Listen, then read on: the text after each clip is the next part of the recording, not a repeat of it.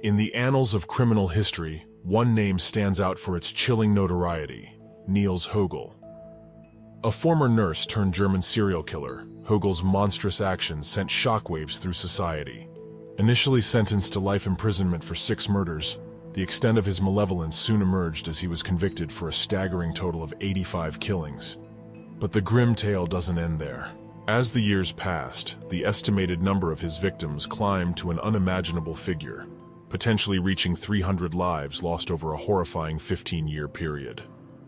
Join us as we delve into the dark and haunting story of Niels Hogel, the most prolific serial killer in the history of peacetime Germany. Welcome back to Conundrum, where we delve into the minds and history of serial killers. If you like this type of content, please like the video, subscribe if you are not yet subscribed, and ring a notification bell. Stick to the end of the video for more information about ongoing giveaway. Thank you for being here. Niels Hogel spent his early life in the coastal town of Wilhelmshaven, Lower Saxony, in what was then West Germany. His family had a strong connection to the medical field, with both his grandmother and father working as nurses.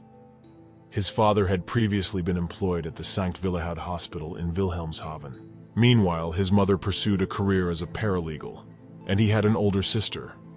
Hogel described his childhood as sheltered and devoid of violence, growing up in a protected environment. After completing his vocational training at the St. Willehad Hospital in 1997, he became a nurse and remained employed there. In 2004, Hogel entered the institution of marriage, coinciding with the birth of his daughter. However, beneath the surface of this seemingly normal life, a sinister and disturbing path awaited discovery. Niels Hogel's employment at the Oldenburg Clinic marked a significant turning point in his dark and sinister journey.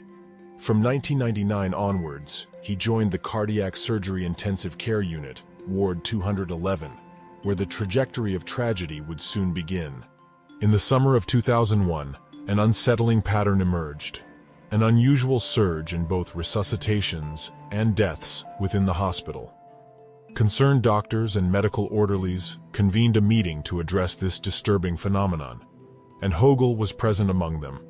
Astonishingly, it was discovered that a significant portion of these incidents occurred while he was on duty. Shortly after the meeting, Hogel's behavior raised further suspicion. He called in sick for 3 weeks, and during this period, the number of deaths in Ward 211 notably decreased, a stark contrast to the previous months. It was later revealed that Hogel believed he had been exposed during the meeting, leading him to feign illness in a desperate attempt to avoid detection. With mounting pressure and suspicion, he was transferred to the anesthesiology ward in 2001. However, even in this new role, his actions continued to raise eyebrows. The head physician of the anesthesiology ward became increasingly alarmed by Hogel's consistent presence during emergency situations. In September 2002, after multiple patients under his care were found in life-threatening conditions without plausible explanations, the head physician confronted him. Given the gravity of the situation, Hogel was presented with 2 choices: either resign from the clinic and receive full wages for an additional 3 months, or transfer to the logistics unit where he would be responsible for moving patients throughout the hospital. Despite the suspicions, it seems he managed to avoid consequences. To the shock of many, on the 10th of October 2002, Hogel received a glowing reference letter from the Oldenburg Clinic's director of nursing. In this letter, she praised his work ethic as circumspect, diligent, and autonomous, commending him for handling critical situations prudently and in an objectively correct manner. The letter even lauded his devotedness and cooperative conduct, ultimately stating that he had completed his tasks to the utmost satisfaction. The content of this letter seems in stark contrast to the unsettling occurrences surrounding him. This intricate web of deception, questionable actions, and inexplicable references would later become part of the haunting puzzle surrounding Niels Hogel, a man who would go on to be one of the most prolific serial killers in the history of peacetime Germany. In December 2002, Niels Hogel transferred to the Delmenhorst Clinic. setting the stage for a new chapter in his unsettling saga. However, his presence at the clinic coincided with a concerning uptick in emergencies and fatalities, with a significant number attributed to arrhythmia or sudden decreases in blood pressure, all occurring while Hogel was on duty. The alarming trend prompted a growing sense of unease among his co-workers, leading some to distance themselves from him. In the subsequent court proceedings, it was revealed that Hogel had initially been held in high regard at the Delmenhorst clinic. However, as suspicions against him began to surface, his standing rapidly deteriorated. Shockingly, even when 4 empty vials of giluritimol were discovered in his ward, with no doctor having prescribed such medication at the time, his superiors reportedly failed to take decisive action. This apparent negligence added yet another layer of perplexity to the unfolding enigma surrounding Hogel. As the pieces of the puzzle began to accumulate, a haunting pattern emerged, a trail of suspicion, unexplained deaths, and dubious incidents seemingly following Hogel throughout his career in the medical field. The question remained, how had this sinister tale of darkness and malevolence remained hidden for so long? The answer would require delving deeper into the haunting corridors of the Delmenhorst Clinic and the twisted mind of Niels Hogel. The case of Niels Hogel sent shockwaves through the medical community and the entire nation of Germany. It all began on the 22nd of June 2005, when colleagues at the Delmenhorst Clinic caught Hogel intentionally manipulating a patient's syringe pump to improperly administer Adrenaline. This alarming incident prompted the Delmenhorst police to launch an investigation into Hogel's actions. As the investigation progressed, multiple co-workers of Hogel came forward, expressing their suspicions that he was behind numerous complications, resuscitations, and unexplained deaths at the hospital. The gravity of the situation became apparent when the police examined all deaths at the Delmenhorst Clinic between 2003 and 2005. The startling revelation was that the number of deaths had doubled during Hogel's employment there, and a staggering 73% of deaths in 2005 were connected to Hogel's work schedule. The findings from the investigation were forwarded to the Oldenburg District Attorney's Office. In December 2006, Hogel was adjudicated for the 22nd of June 2005 incident, and the Landgericht Oldenburg sentenced him to 5 years in prison for attempted voluntary manslaughter, accompanied by an equal-length employment ban.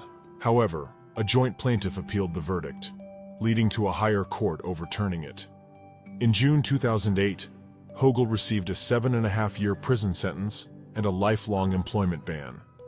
But the disturbing saga did not end there.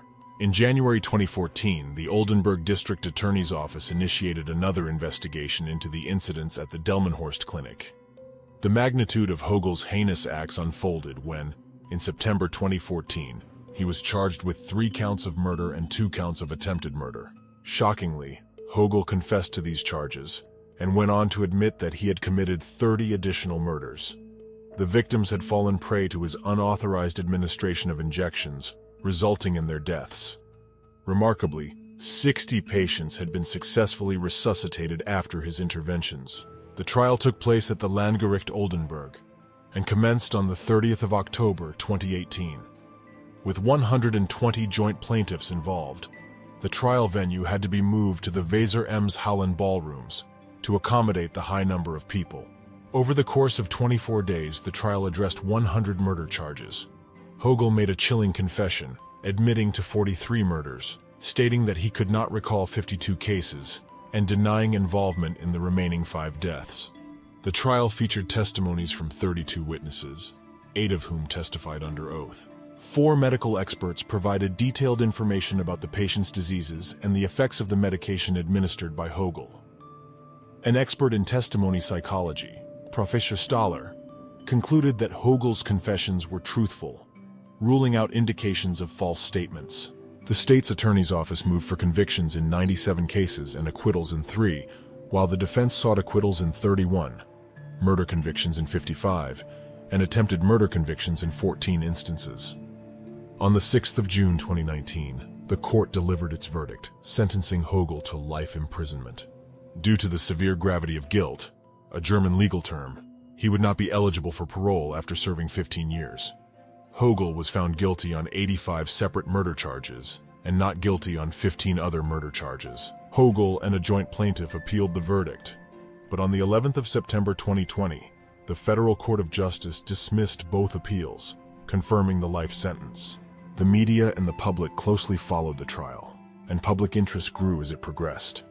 The trial's aftermath saw a further pending indictment against 4 employees of the Delmenhorst Clinic, who would be tried once Hogel's verdict was final.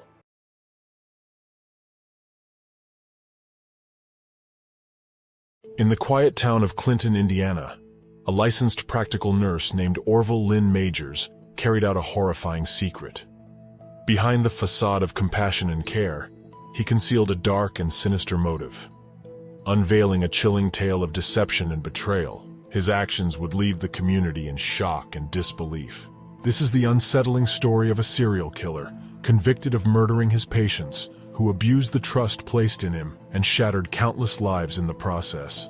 This is the story of Orville Lynn Majors, the infamous serial killer nurse, Angel of Death, whose reign of terror forever scarred the history of Indiana.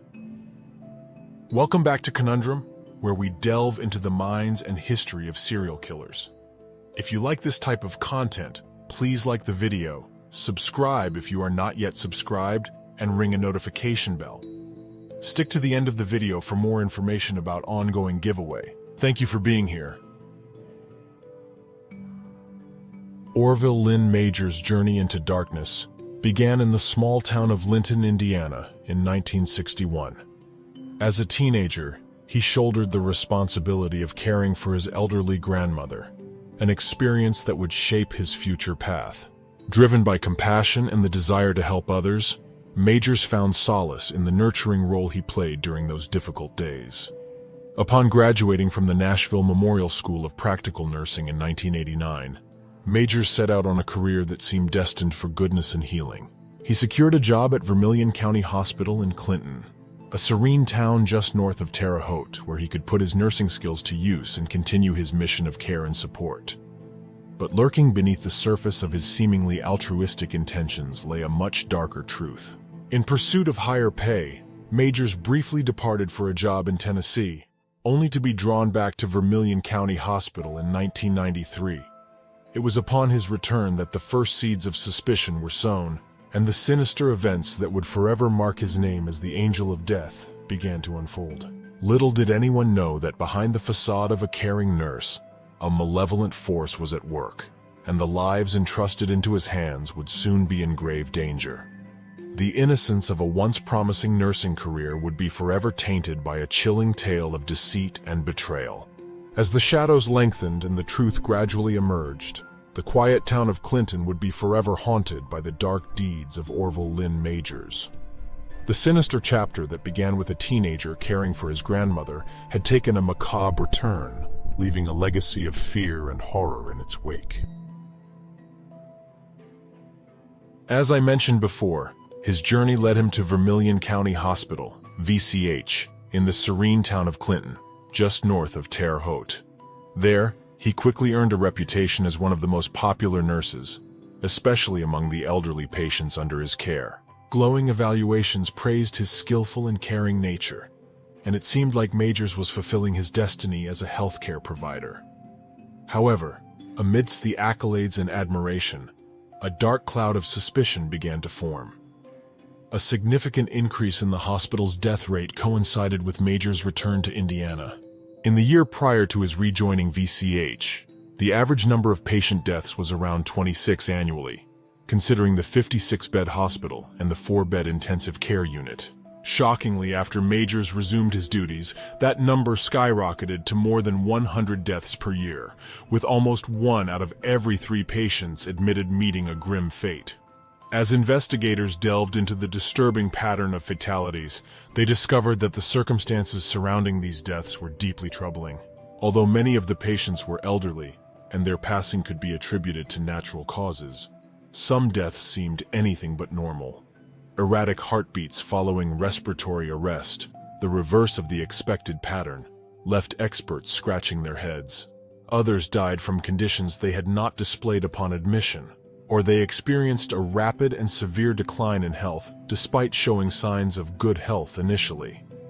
Meanwhile, The alarming frequency of patients coding during Major's shifts sent shockwaves through the hospital staff. Colleagues of Major's couldn't ignore the unsettling correlation between his presence on duty and the spike in deaths. Jokes about predicting the next patient's passing circulated, but beneath the dark humor lay genuine concern. Nursing supervisor Dawn Stierek couldn't ignore the mounting evidence, and she decided to investigate further. Her findings were jaw-dropping. Majors was on duty for an overwhelming majority of the 147 deaths that occurred between 1993 and 1995. With mounting suspicion, hospital officials alerted the Indiana State Police, leading to Majors' suspension pending investigation. The Indiana State Nursing Board also took action by suspending his license for 5 years, citing violations related to administering emergency drugs and working in an ICU without proper supervision.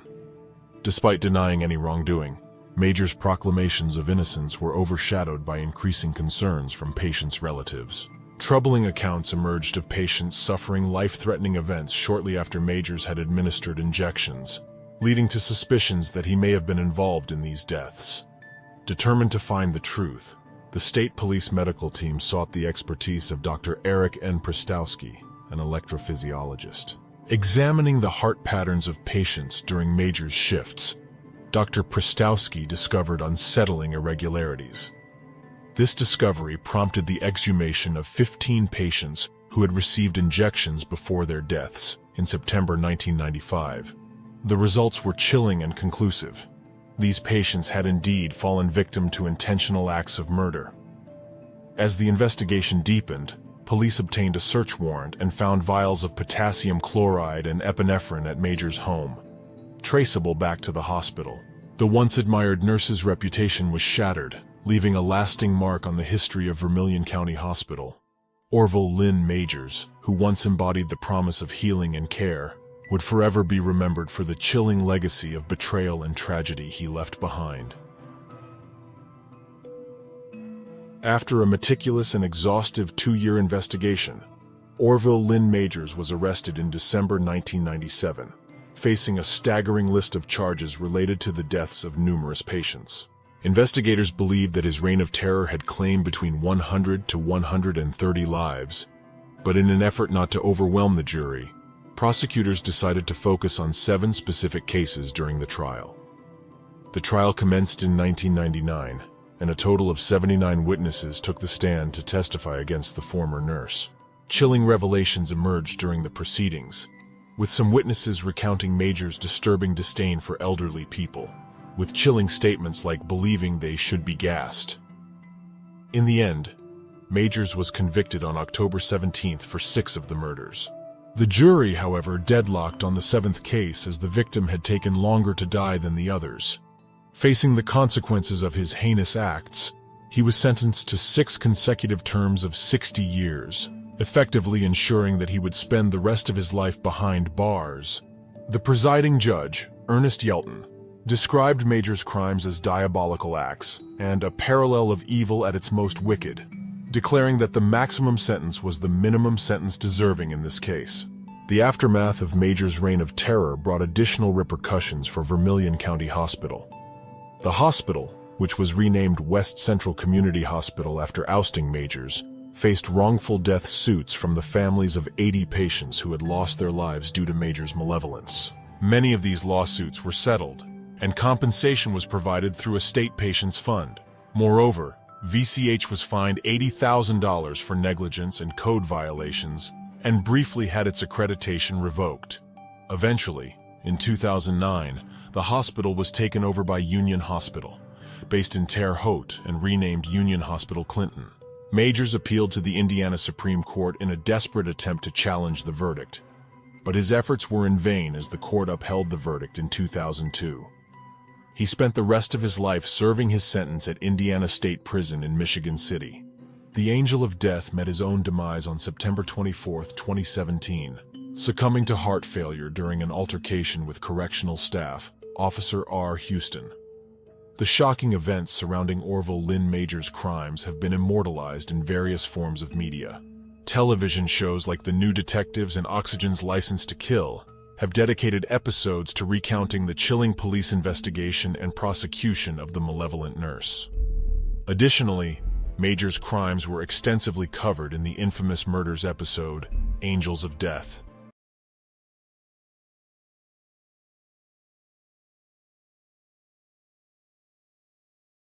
Hey folks, in today's Conundrum we will cover the case of Harold Frederick Shipman, Jr., also known as Fred Shipman, an English general practitioner and notorious serial killer. He is regarded as one of history's most prolific serial killers, with an estimated 250 victims. Shipman was convicted in 2000 for the murder of 15 patients under his care and was sentenced to life imprisonment with a whole life order. Tragically, at the age of 57, he ended his own life by hanging in his prison cell on January 13, 2004.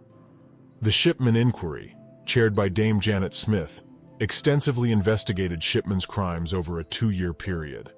It revealed that Shipman specifically targeted vulnerable elderly individuals who trusted him as their doctor. His victims met their demise through either a fatal dose of drugs or the prescription of abnormal amounts. Shipman gained nicknames such as Dr. Death and the Angel of Death. Notably, he remains the only British doctor to have been convicted of murdering patients, while other doctors faced different legal outcomes, including acquittal or conviction on lesser charges. Welcome back to Conundrum, where we delve into the minds and history of serial killers. If you like this type of content, please subscribe, and put the notifications bell on so you don't miss any of my future uploads. Thank you for being here. Harold Frederick Shipman Jr. was born on January 14, 1946, in Nottingham, England. He grew up on the Bestwood Estate, a council estate, as the second of 3 children to working-class parents, Harold Frederick Shipman Sr. and Vera Britton. Shipman's parents were devout Methodists, and he had a talent for rugby during his youth. In 1957, Shipman passed his 11+ examination and enrolled at High Pavement Grammar School in Nottingham. He excelled as a distance runner and held the position of vice captain on the school's athletics team. Shipman shared a close bond with his mother, who unfortunately passed away from lung cancer when he was just 17 years old. Her treatment involved the administration of morphine at home, which would later become Shipman's own method of choice. Shipman witnessed the relief his mother experienced from the pain, even in the face of her terminal illness, until her death on June 21, 1963. On November 5, 1966, Shipman married Primrose May Oxtoby, and they went on to have 4 children together. Shipman pursued his medical education at Leeds School of Medicine, University of Leeds, and successfully graduated in 1970. Shipman worked at Pontefract General Infirmary before becoming a GP at the Abraham Ormerod Medical Center in Todmorden in 1974. The following year, he faced consequences for forging prescriptions of pethidine and attended a drug rehabilitation clinic. Shipman then practiced as a GP at Donnybrook Medical Center in Hyde.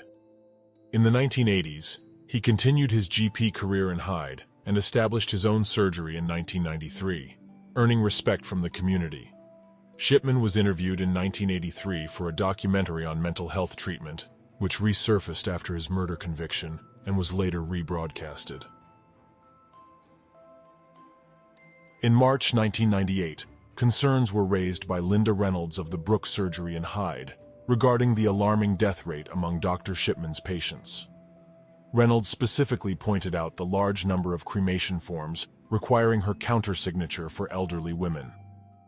Despite an investigation, the police lacked sufficient evidence to press charges and closed the case in April. The subsequent Shipman inquiry blamed the Greater Manchester Police for assigning inexperienced officers to the investigation. Tragically, Shipman went on to claim the lives of 3 more individuals after the inquiry's conclusion. In August of the same year, taxi driver John Shaw approached the police, suspecting Shipman of murdering 21 patients. Shaw's suspicions stemmed from the disturbing pattern of seemingly healthy elderly customers dying while under Shipman's care. Shipman's final victim, Kathleen Grundy, a former mayor of Hyde, was discovered dead in her home in June. Shipman, who was the last person to see her alive, recorded the cause of death as old age on her death certificate. However, Suspicions arose when solicitor Angela Woodruff, Grundy's daughter, learned that a will had been created, excluding her and her children, but leaving a significant sum to Shipman. Woodruff reported the situation to the police, prompting an investigation. Upon exhumation, traces of diamorphine, a painkiller often used for terminally ill cancer patients, were found in Grundy's body. Shipman attempted to defend himself by claiming Grundy was an addict, but police scrutiny revealed that Shipman had fabricated entries in his medical journal after her death.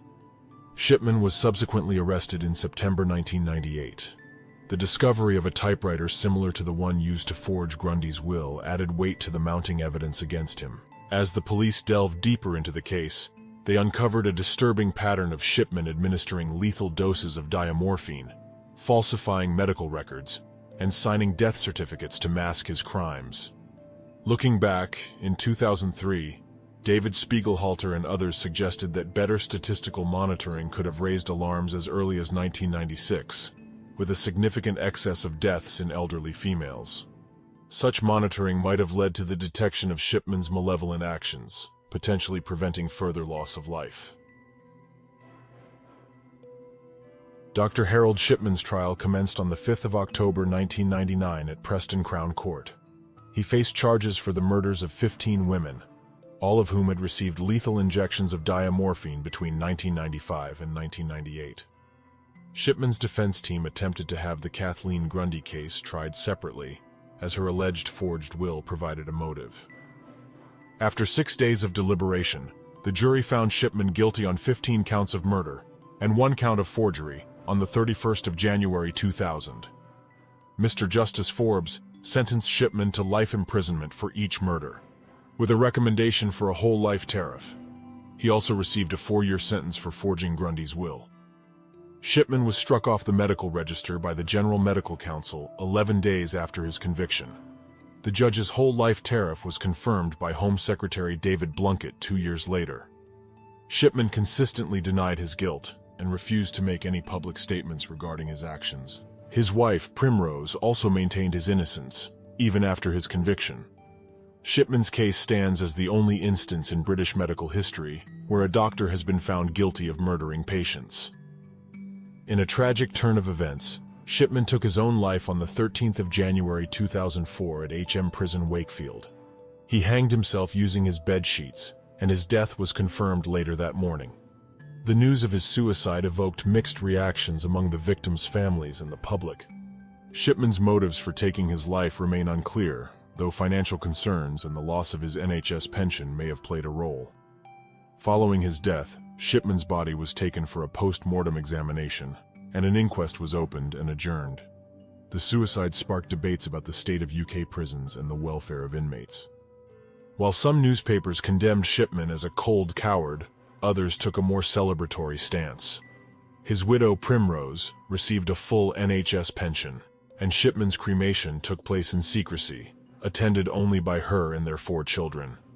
The suicide brought an end to Shipman's reign of terror, leaving unanswered questions and a sense of unresolved closure for the victims' families. Harold Shipman's crimes had a profound aftermath that brought significant changes to medical procedures and death certification practices in the UK. The Shipman inquiry, concluded in 2002, revealed that Shipman likely killed at least 218 patients over a 23-year period. These findings led to what is now known as the Shipman effect, with doctors altering their dispensing practices and increased scrutiny on death certifications. The General Medical Council, GMC, charged several doctors who had signed cremation forms for Shipman's victims with misconduct, but they were later found not guilty. The inquiry also recommended reforms to the structure of the GMC. Shipman's crimes had a lasting impact on the victims' families, with investigations into stolen jewelry from his victims and the establishment of a memorial garden, the Garden of Tranquility, in Hyde Park.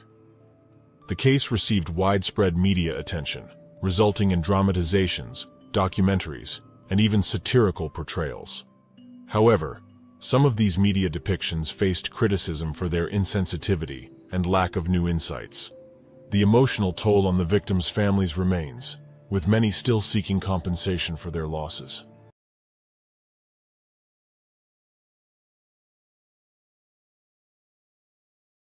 Hey folks, in today's Conundrum we will cover the case of Charles Edmund Cullen, born on February 22, 1960, an infamous American serial killer.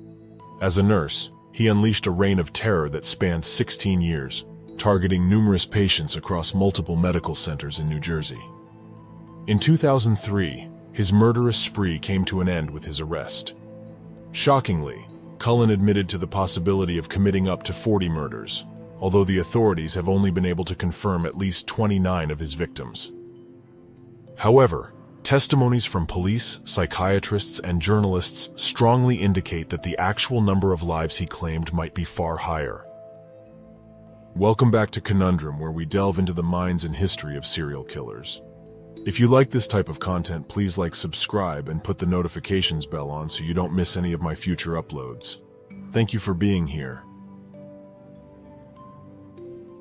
Charles Cullen's early life was marked by tragedy and hardship. Born on February 22, 1960, in West Orange, New Jersey, he grew up in a working-class Catholic family, the youngest of 8 siblings. His father, Edmund, passed away when Charles was only 7 months old, leaving his mother, Florence Cullen, to raise the children on her own. However, the struggles didn't end there. Throughout his childhood, Cullen endured constant bullying from his schoolmates and his sister's boyfriends, which made his upbringing a miserable experience. At the age of 9, he made his first suicide attempt by ingesting chemicals from a chemistry set, setting the stage for a troubled future.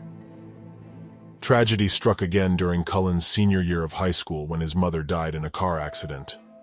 Devastated by her untimely demise, he felt further anguish when the hospital failed to promptly inform him of her passing, and instead cremated her body. In the following year, Cullen graduated from West Orange High School and joined the United States Navy, seeking a fresh start. Assigned to the submarine USS Woodrow Wilson, he underwent rigorous training and psychological evaluations. Despite successfully passing these tests, Cullen struggled to fit in and was subjected to hazing and bullying from his fellow crew members. During his service, an incident caught the attention of his leading petty officer. Cullen was discovered at the missile controls wearing surgical attire, including a mask and gloves, instead of his uniform. Although disciplined for his actions, he never provided an explanation for his peculiar behavior. Consequently, Cullen was reassigned to a less demanding role on the supply ship USS Canopus. However, his mental health deteriorated, leading to multiple suicide attempts and subsequent commitments to the Navy psychiatric ward. In 1984, Cullen received a medical discharge from the Navy under undisclosed circumstances. Shortly after leaving the military, he pursued a career in nursing, enrolling at Mountainside Hospital's nursing school in Montclair, New Jersey. Despite his troubled past, Cullen was elected president of his nursing class and graduated in 1986. He began working at the burn unit of St. Barnabas Medical Center in Livingston, New Jersey. Meanwhile, in 1987, he married Adrienne Baum, and they welcomed their first daughter into the world. However, their marriage began to crumble as Cullen's erratic behavior and cruelty towards the family pets escalated. In 1993, Adrienne filed a restraining order, expressing her fear for herself and their children. She accused Cullen of spiking drinks with lighter fluid, burning their daughter's books, and leaving the children with a babysitter for an extended period. Cullen denied these claims, insisting his wife was exaggerating. Charles Cullen's chilling murder spree unfolded across multiple hospitals, leaving a trail of victims in his wake. It began at St. Barnabas Medical Center, where on June 11, 1988, Cullen administered a fatal overdose to a patient. Confessing later, he admitted to killing several others, including an AIDS patient who received a lethal insulin overdose. As investigations into contaminated IV bags commenced, Cullen left the hospital in January 1992, with suspicions linking him to numerous patient deaths. Moving to Warren Hospital in Phillipsburg, New Jersey, Cullen continued his deadly acts, targeting 3 elderly women with digoxin overdoses. One of his victims, in her final moments, mentioned a sneaky male nurse, but her claims were dismissed by family and healthcare providers. During this time, Cullen's personal life was plagued by turmoil. Following a contentious divorce, he lived in a basement apartment and harbored a desire to quit nursing in 1993. However, court-ordered child support obligations forced him to persist. In March of that year, he broke into a co-worker's home, but left without disturbing her and her child. Cullen's stalking behavior escalated, leading to a police report and his guilty plea for trespassing. Multiple suicide attempts followed, and his mental health continued to deteriorate. Cullen's deadly path extended to Hunterdon Medical Center, where he claimed to have refrained from harming anyone during the initial 2 years. However, records from that period were unavailable at the time of his arrest. Between January and September 1996, he admitted to murdering 5 patients with digoxin overdoses. Subsequently, Cullen found employment at Morristown Memorial Hospital, but was soon terminated due to poor performance. A series of brief employments followed, marked by suspicions and incidents. Cullen's time at Liberty Nursing and Rehabilitation Center in Allentown, Pennsylvania, ended with accusations of administering drugs at unscheduled times, and an encounter that left a patient with a broken arm. At Easton Hospital, he was blamed for a patient's death, but the evidence remained inconclusive. Despite mounting concerns and deaths linked to his actions, Cullen managed to find work due to a nursing shortage and a lack of reporting mechanisms to identify problematic nurses. In March 1999, he joined Lehigh Valley Hospital Cedar Crest, where he murdered 1 patient and attempted to kill another before voluntarily resigning. He then moved to St. Luke's Hospital, where suspicions arose after medication vials were found in a disposal bin. However, an investigation was dropped due to insufficient evidence. In September 2002, he began working at Somerset Medical Center. He continued his deadly acts, using various substances such as digoxin, insulin, and epinephrine to kill at least 13 patients and attempt to kill others. His unusual behavior, including accessing rooms and computerized records of patients not under his care, drew attention. The hospital's drug dispensing system revealed alarming patterns of medication requests, leading to suspicions of foul play. In July 2003, officials from the New Jersey Poison Information and Education System alerted Somerset about suspicious overdoses. The hospital failed to report a non-fatal insulin overdose in August, prompting state officials' reprimand. When a patient died in October 2003, police were finally alerted, and an investigation unveiled Cullen's dark secret. Charles Cullen was arrested on December 12, 2003, after being charged with 1 count of murder and 1 count of attempted murder. 2 days later, he admitted to the homicide detectives that he had murdered Father Florian Gall and attempted to murder Jin Kyung Han, both patients at Somerset Medical Center. Shockingly, Cullen also revealed that he had killed as many as 40 patients throughout his career. In April 2004, Cullen pleaded guilty to killing 13 patients and attempting to kill 2 others by lethal injection during his employment at Somerset. As part of his plea agreement, Cullen agreed to cooperate with authorities, provided they did not seek the death penalty for his crimes. In subsequent court appearances, he pleaded guilty to the murder of 3 additional patients in New Jersey and 6 patients in Allentown, Pennsylvania. During these proceedings, Cullen disrupted the courtroom, repeatedly taunting the judge and challenging his authority. On March 2, 2006, Charles Cullen was sentenced by Judge Paul W. Armstrong in New Jersey to 11 consecutive life sentences. He is not eligible for parole until June 10, 2403. Currently, he is serving his sentence at New Jersey State Prison in Trenton. In a separate sentencing hearing in March 2006, Judge William H. Platt of Lehigh County, Pennsylvania, added 6 more life sentences to Cullen's punishment. Throughout his legal proceedings, Cullen's cooperation with law enforcement continued. He worked with authorities to identify additional victims, revealing the extent of his deadly actions. His motives for the killings were complex. Cullen claimed that he overdosed patients to spare them from experiencing cardiac or respiratory arrest, which he found unbearable to witness. He also stated that he wanted to prevent the dehumanization of patients by ending their suffering. However, not all of his victims were terminal patients, raising questions about the validity of his justifications. The case exposed significant flaws in the healthcare system and legal obligations of employers. Cullen managed to move between facilities undetected due to the absence of reporting requirements for suspicious behavior by medical workers. Employers often hesitated to take action, fearing lawsuits or potential legal repercussions. Following Cullen's conviction, many hospitals faced lawsuits from the families of his victims, resulting in sealed settlements. In response to the case, Pennsylvania, New Jersey, and other states implemented new laws to encourage honest evaluations of workers and improve patient safety. Charles Cullen's chilling story has been the subject of various films and documentaries. The 2008 film Killer Nurse, the 2020 documentary Charles Cullen Killing for Kindness, and the 2022 film The Good Nurse are among the adaptations that explore the shocking crimes committed by Cullen.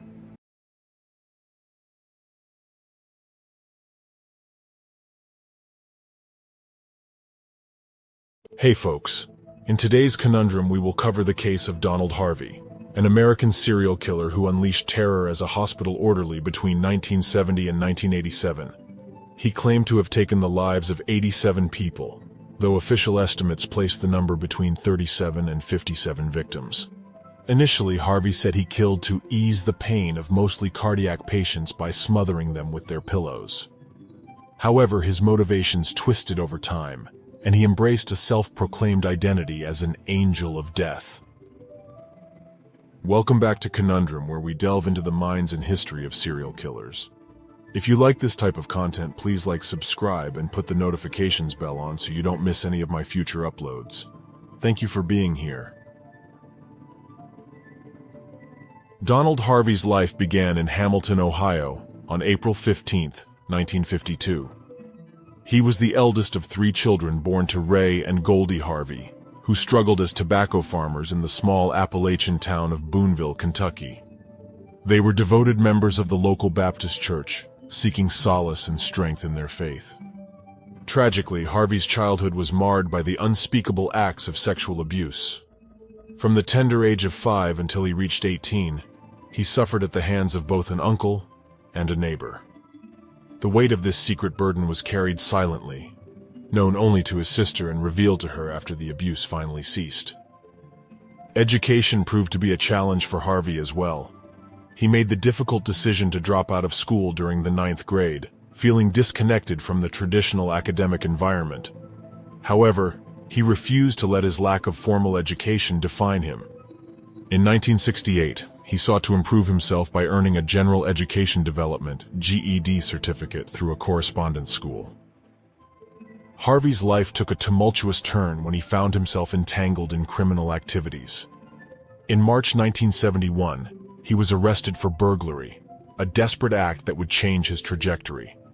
Seeking a fresh start, he enlisted in the United States Air Force, hoping for stability and a sense of purpose. Sadly, his time in the military was plagued by inner turmoil. 2 suicide attempts brought him to the brink of despair, ultimately leading to his discharge after just 9 months of service.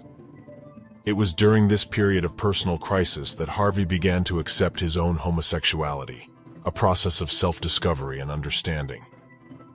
The early events in Donald Harvey's life were marked by hardship, trauma, and personal struggles.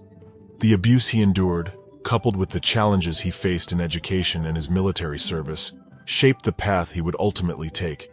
These formative experiences, combined with the darkness that lurked within, set the stage for a series of horrifying crimes that would shock the nation and forever stain his name in infamy. Murders consumed Harvey's life as he embarked on a chilling spree of death and destruction. At the age of 18, he ventured into the medical field, starting his ominous journey as an orderly at Marymount Hospital in London, Kentucky. Little did anyone suspect that behind his seemingly caring demeanor lurked a remorseless killer. Confessions later revealed the chilling truth. During his 10-month tenure at the hospital, Harvey claimed to have taken the lives of at least a dozen patients. His first victim met their demise in the presence of Danny George, a young 12-year-old boy. Harvey's motives were complex and twisted. He professed a sense of empathy, seeking to relieve the suffering of the terminally ill. However, A deeper, darker force fueled his actions, an anger that drove him to unleash death upon his unsuspecting victims. Unlike most serial killers, Harvey had no specific targets in mind. Men and women of all ages, races, ethnicities, and backgrounds fell victim to his lethal hands. The only common thread among them was their shared status as cardiac patients. This indiscriminate choice further cemented the horror of his deeds. The true extent of Harvey's reign of terror may never be fully known. His crimes remained undetected for a chillingly long time.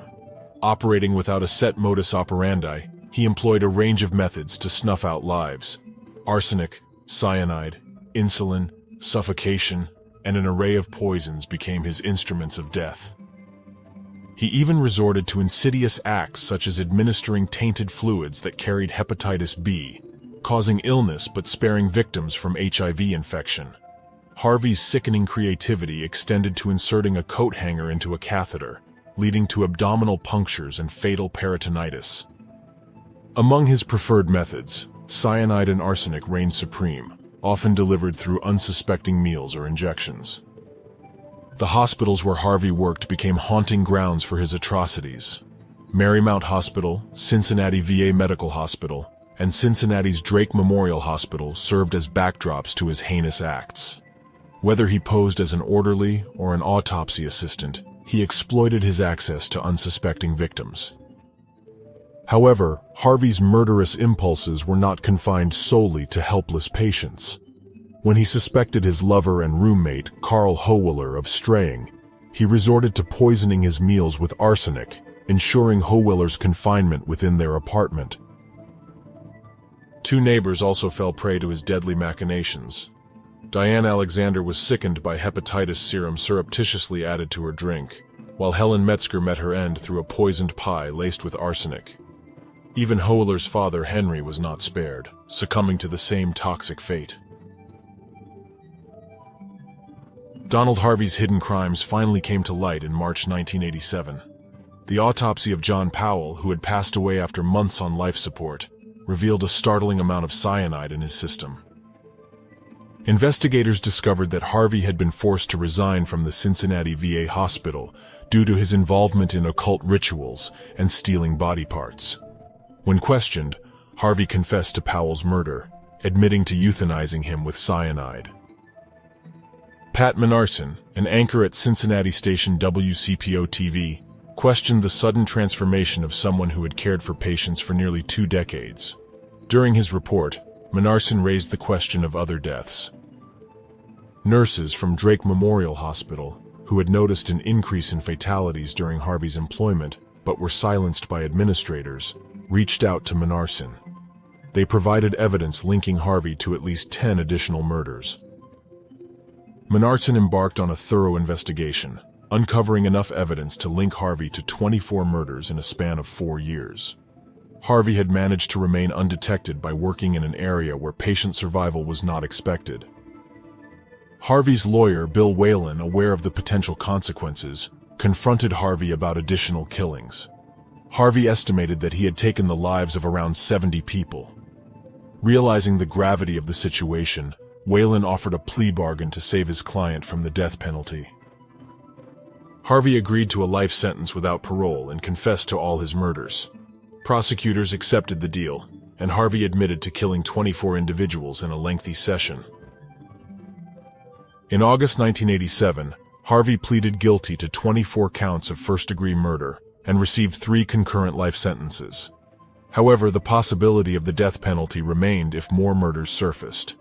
In November, Harvey pleaded guilty in Laurel County Circuit Court to the killing of 9 patients at Marymount in the 1970s.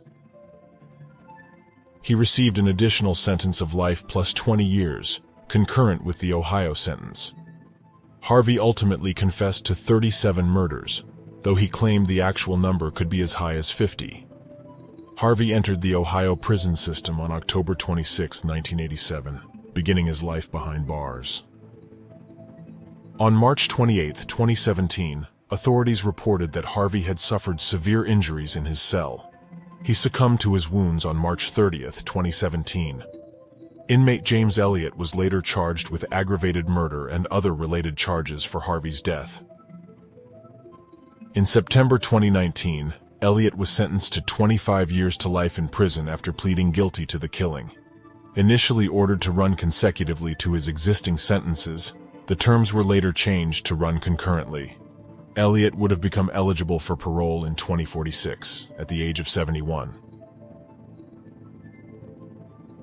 The case of Donald Harvey unveils a disturbing reality. Those who should be our guardians and healers can sometimes become our worst nightmares. Harvey's ability to hide his crimes while working as a hospital employee emphasizes the importance of thorough screening and vigilance within healthcare institutions. This unsettling truth reminds us to be cautious and demand accountability, while also recognizing the bravery of those who fought for justice. It serves as a stark reminder of the fragility of trust and the imperative need for safeguards to protect the vulnerable in our society. Thank you all for watching. I hope you liked this video. I am Alex and this is Conundrum. Stay curious and stay safe.